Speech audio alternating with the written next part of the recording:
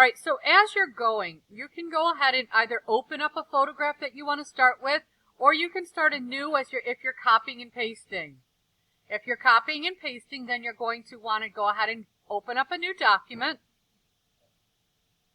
And you could easily do, now depending if you want a vertical or horizontal, I'm going to go ahead and I'm going to choose a horizontal, but I'm going to change my width to 7 and my height to 5. So a simple 5 by 7 and okay. For my daily lessons, I already have, and I'm actually just going to copy this picture really quick. I already have a picture. Oh, I'm in grayscale. I need to make sure it's on RGB color. Then I'm going to copy that over. I'm going to go ahead and I'm going to make it bigger. And in my general, I'm going to go ahead and just stretch that. It's fine. In my general rules for this, there are some ideas for you. Selecting a stock art image, or if you have an original image that is not going to be offensive to anyone, please, we're not meant to do this in poor taste, okay? You're going to insert that into an existing photograph, a work of art, a video game still shot, etc. Don't know what to do? I have a panda robot for you, and I will show you him in just a second. It should be in good taste and good humor. Please do not be offensive and enjoy it. Be clever with this, okay? So in the P drive, if I file place, you should be familiar with that right now. File place from the P drive. Oh, sorry. If you go to the normal, in this case, we're going to go to Teacher's Handout. Teacher's Handout's for digital photo, and you're going to find Panda Robot. Oh, should be just the one picture. All right, I'm going to have to find out where he went. You'll have to find out where he is at. So let me go ahead and place something else kind of random then. All right, so let's say I'm going to place him into here, okay? So I've placed it, and now I need to cut him out. Now I also may need to do a little bit of movement and warping to him. So I'm going to go ahead and place him. In order to edit him out, I need to right-click on the blue, and I'm going to rasterize. In this case, if it's a solid color background, easiest way is to find an image with a solid color background. I can take and I can select the background. Now, I may also raise my tolerance level when I'm on my magic wand. So I grabbed all of that at the top, and I can hit delete. I'm going to grab all of this at the bottom and hit delete, and I can deselect. And I just have a tiny bit over there that I'm going to have to get rid of. And I can turn off my other layer, zoom in, grab it, and hit the delete key on my keyboard. I can also do some cleaning up. If I have anything that I couldn't quite get properly, I can use my eraser. So that's pretty much, so let's say I'm just going to get rid of that because I don't want that sitting there. So I'm going to go ahead and turn this layer back on. I'm going to zoom back out.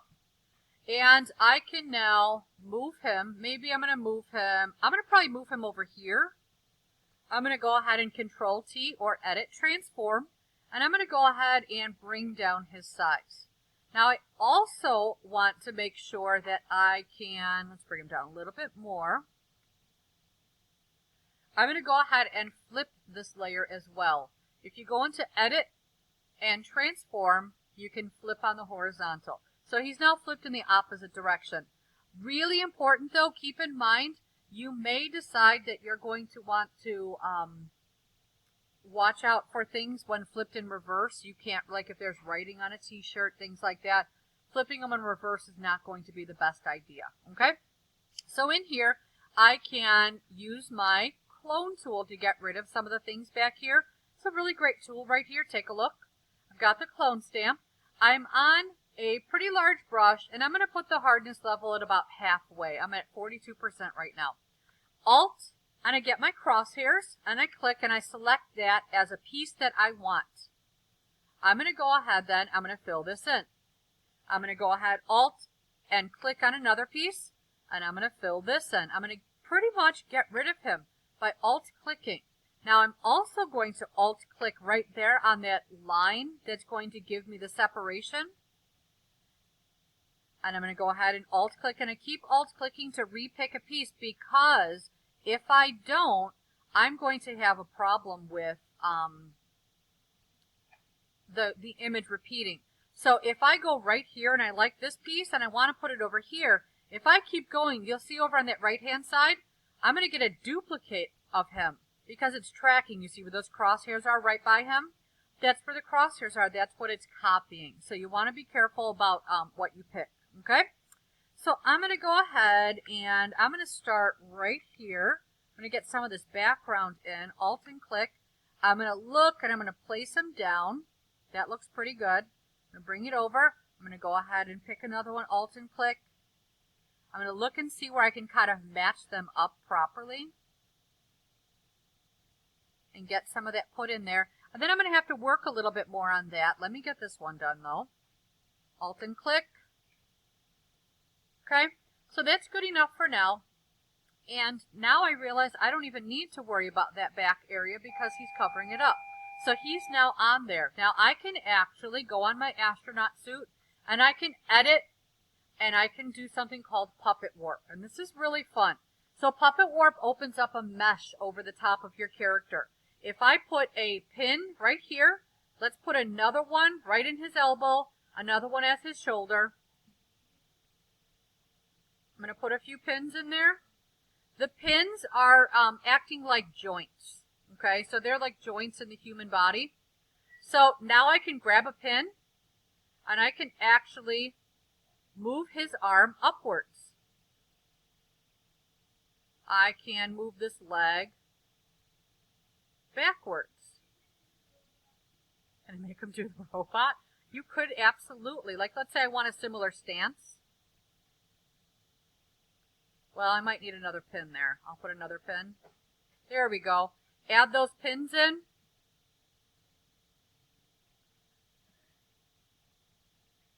Okay. Let's say I'm done with that. It might look kind of funny, but, you know, bear with me. You press the Enter key.